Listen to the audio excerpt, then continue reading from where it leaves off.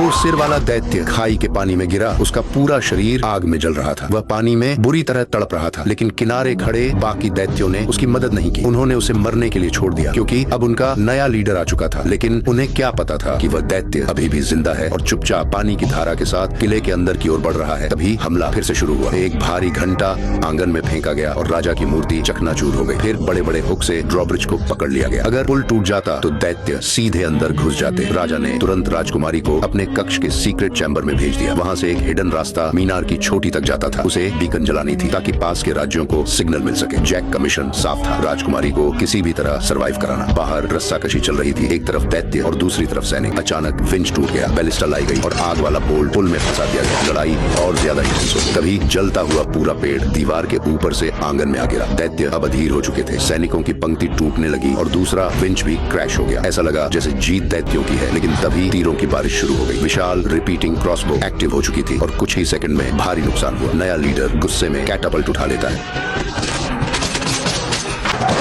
उसी समय एक दैत्य बड़ा हथौड़ा फेंकता है और क्रॉसबो टूटकर बिखर जाती है। इसी बीच जैक और राजकुमारी सीक्रेट चैम्बर तक पहुंचते हैं। अचानक जोरदार धमाका होता है, फर्श फट जाती है और एक विशाल हाथ अंदर घुस आता है। वही दो सिर वाला दैत्य किले के अंदर पहुंच चुका था। वह धीरे धीरे गलियारों में चल रहा था और उसे महसूस हो रहा था कि राजकुमारी पास ही है। जैक और राजकुमारी छिपकर उसे देखते हैं। दैत्य एक पल के लिए आईने में खुद को घूरता रहता है, फिर आईना टूट जाता है। जैक राजकुमारी का हाथ पकड़ता है और दोनों हिडन सीढ़ियों की तरफ भागते हैं। छत नीची थी, दैत्य पूरा सीधा खड़ा नहीं हो पा रहा था। वह उनके पीछे था, लेकिन आगे नहीं बढ़ सका। राजकुमारी बीकन टावर की तरफ दौड़ती है, बस एक पल बाकी था। तभी अंधेरे से एक विशाल हाथ निकलता है और राजकुमारी को पकड़ लेता है।